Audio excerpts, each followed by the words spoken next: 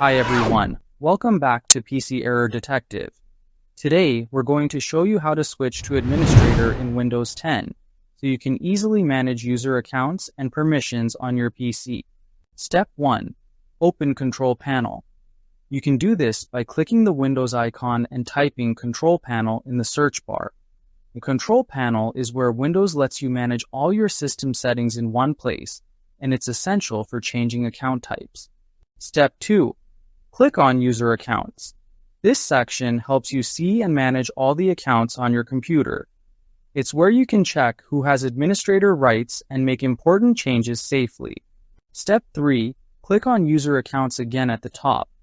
This ensures you're in the full User Accounts menu, where all the detailed account management options are located. Step 4. Click on Manage Another Account. This option lets you view all the accounts on your computer and choose which one you want to modify. It's the key step to switching permissions. Step 5. Select the account you want to remove administrator rights from. Click on the account carefully, as this is the account that will have its permissions updated. Step 6. Click on Change the Account Type. This lets you choose whether the account is an administrator or a standard user. Changing the account type controls what the user can do on the system. Step 7. Select Standard. Choosing Standard will remove administrator privileges, which limits the account from making system-wide changes and keeps your PC more secure.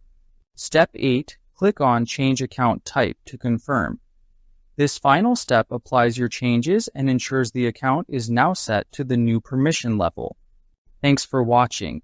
And don't forget to subscribe to PC Error Detective for more helpful Windows tips.